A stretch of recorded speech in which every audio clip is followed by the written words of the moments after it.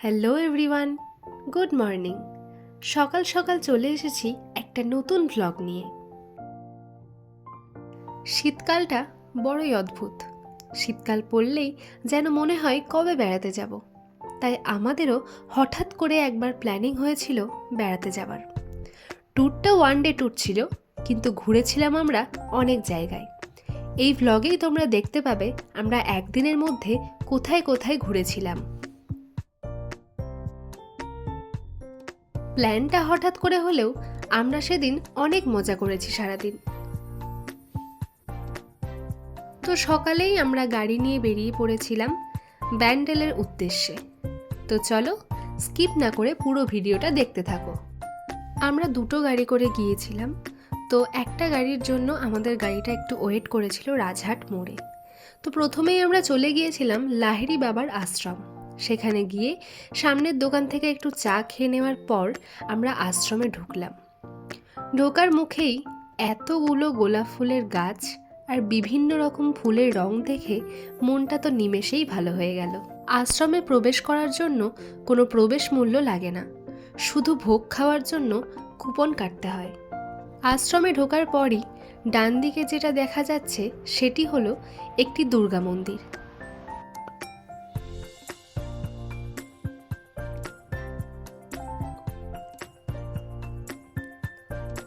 আর এই পাখিটিকে পেছন থেকে এরকমভাবে দেখে আমরা কম বেশি সকলেই মনে করেছিলাম হয়তো এটা ময়ূর, কিন্তু ওনাদের কাছে জিজ্ঞাসা করে জানা গেল যে এই পাখিটির নাম টার্কি।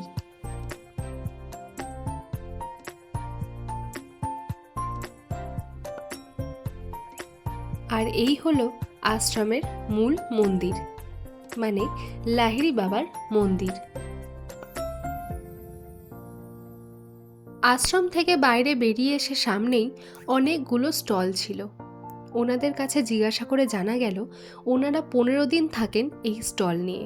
ওনাদের থাকা খাওয়ার ব্যবস্থা এই আশ্রমেই থাকে। তার পাশেই উনুনে অনেক রকমের পিঠে বানানো হচ্ছিল, যেটা সবারই খুব লোভনীয় জিনিস। আশ্রমের সামনে একটা অনেক বড় পিকনিক স্পট ছিল এবং সেদিন অনেকে পিকনিকও করছিল। আর আমার মতন শিল্পী মানুষদের মঞ্চ দেখলেই সেখানে টানটাই আগে যায়। তাই মঞ্চ দেখেই সেখানে চলে গিয়েছিলাম প্রোগ্রাম দেখতে। ওখানে রাজহাট উৎসব চলছিল। তারপরে আমরা ভোগ খেতে চলে গিয়েছিলাম। ভোগে ছিল সাদা ভাত, ডাল, চচ্চড়ি, ফুলকপি আলুর তরকারি, পাঁপড়, চাটনি, পায়েস। তারপর আমরা চলে গিয়েছিলাম ব্যান্ডেল চার্চ। সামনেই 25শে ডিসেম্বর ছিল, তো সেই জন্য চার্চটাকে সুন্দর করে সাজানো হচ্ছিল।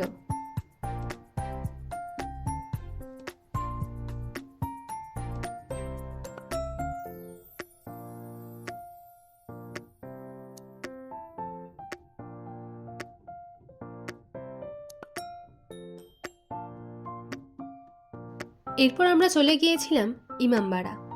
ভারতের পশ্চিমবঙ্গ রাজ্যের হুগলি জেলায় অবস্থিত একটি শিয়া মুসলিম মসজিদ। 1841 সালে মুহম্মদ মহসিন ভবনটির নির্মাণ কাজ শুরু করেছিলেন এবং 1861 সালে শেষ করেছিলেন। ভবনটি দোতলা, যার প্রবেশদ্বারের উপরে একটি দীর্ঘ ঘড়ির টাওয়ার আছে। মসজিদের দেওয়ালে খোদাই করা আছে কুরআনের জটিল নকশা এবং পাঠ্য, এবং সেই বিখ্যাত সূর্য ঘড়িও এখানেই অবস্থিত। সব দেখার পর আমরা চলে গিয়েছিলাম একটু লস্যি খাওয়ার জন্য।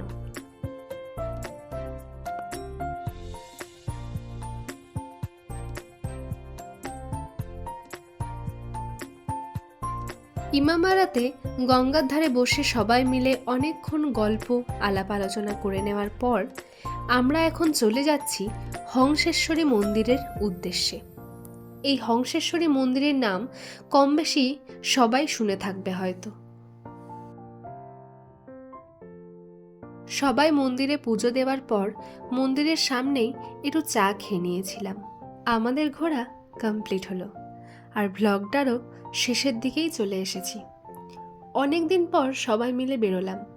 একদিনের জন্য হলেও সারাদিন আমরা প্রচুর মজা করেছি, প্রচুর আনন্দ করেছি এবং সাথে অনেক ছবিও তুলেছি।